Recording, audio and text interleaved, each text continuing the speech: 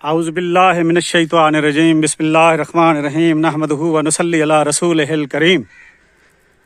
صادق گڑھ پیلس ڈیرہ نواب صاحب میں موجود ہوں۔ یہ نواب انتہائی قدردان تھے کام کرنے والوں کے، تو جو لوگ پھر ادھر رخ کرتے تھے اس ریاست کا اور وہ مختلف کاموں میں جو ماہر ہوتے تھے یا بہادر ہوتے تھے، تو نواب صاحبان ان کو اپنے ملازمت میں لے لیا کرتے تھے۔ اور ایک دو نہیں، اس طرح کی کہانیاں اگر ڈھونڈنے میں آ جائیں تو اس ریاست کے چپے چپے پہ آپ کو ہزاروں ایسے جو آج کے بہت بڑے خوشحال خاندان ہیں، اللہ کے فضل و کرم سے اللہ ان پر اپنی رحمتیں رکھے ان لوگوں پر۔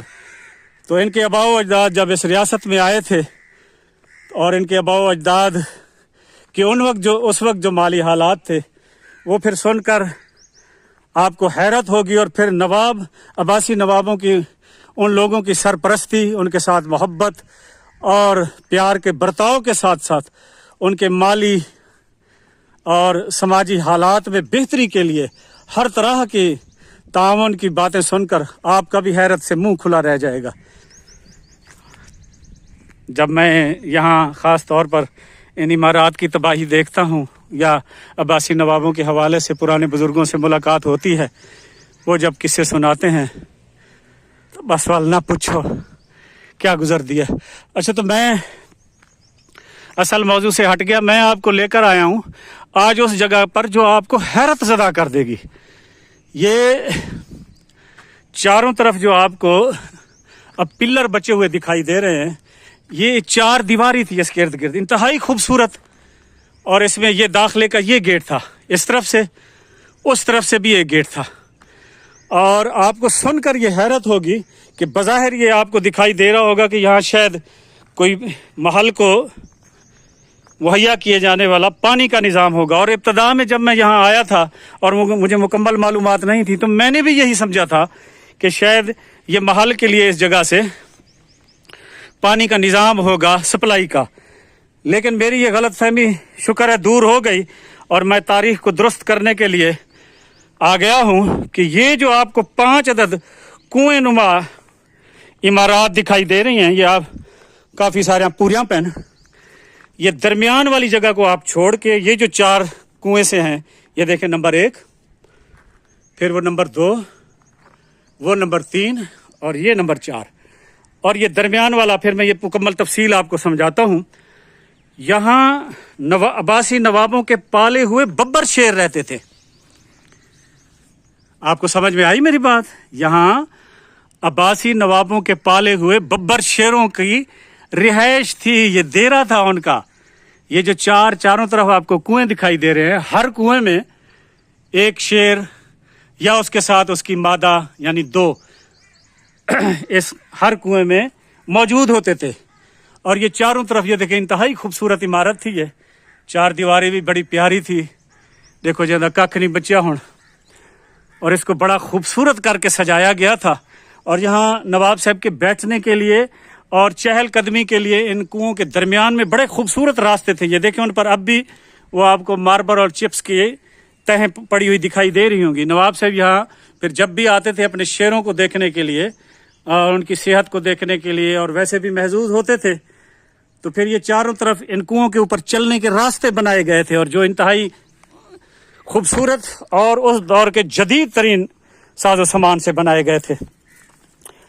اچھا، اب میں آپ کو بتاؤں کہ ان شیروں کو خوراک کیسے مہیا کی جاتی تھی، کیونکہ یہ کوئی زمین کے اوپر بنے ہوئے پنجرے تو نہیں ہیں، یہ تو زمین دو پنجرے ہیں ایک طرح سے۔ یہ جو درمیان والا کنواں ہے، اس میں وہ سامنے آپ کو اینٹوں کا ڈھیر جو دکھائی دے رہا ہے، یہ سیڑھیاں ہیں۔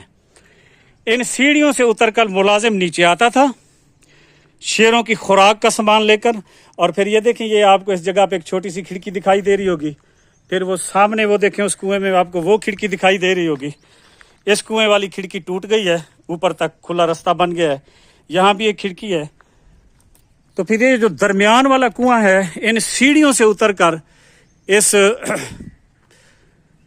جگہ کی حفاظت اور یہاں بسنے والے جانور، یعنی کہ وہ ہوتے تو شیر تھے اور کوئی جانور نہیں تھا ان 4 کنووں میں، तो उन शेरों की हिफाजत के लिए, उनकी खुराक के लिए, उनके बीमार या डिस्टर्ब हो जाने की सूरत में जो तिब्बी अमला था वो फिर इन सीढ़ियों से उतर कर यहाँ नीचे आता था और फिर हर खिड़की को खोलकर बारी बारी, अगर वो तंदुरुस्त होते थे तो बारी बारी उनको गोश्त या जो चीज़ भी, उस दौर में ज़्यादातर गोश्त ही खाते हैं शेर, तो बारी बारी एक एक खिड़की खोलकर उनको गोश्त डाला जाता था।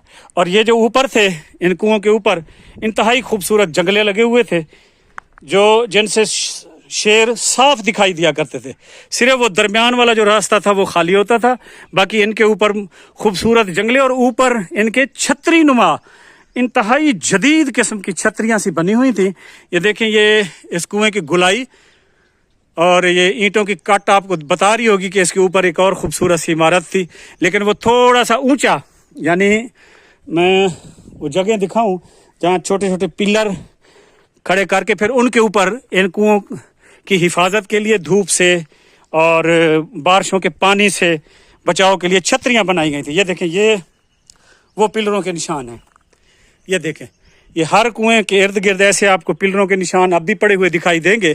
फिर इन निशानात पर पिलर खड़े करके ऊपर गोलाई में छतरियाँ तामीर की गई थी, जो बुजुर्ग बताते हैं कि जब देखते थे उन छतरियों को और उनकी खूबसूरती को और उन पर जो इस्तेमाल किया गया साजो सामान था उसकी चमक दमक को, तो हाँ ठहर आई हाँ। फिर ये इनके ऊपर वो छतरियाँ थी जो बारिश के पानी से शेरों को और गर्मियों की हिद्दत से बचाती थी। और नीचे इन चारों कुओं के अंदर वो शेर हुआ करते थे, बब्बर शेर, जोड़ों की सूरत में या अकेले अकेले, जो यहाँ नवाब साहब के पाले हुए थे।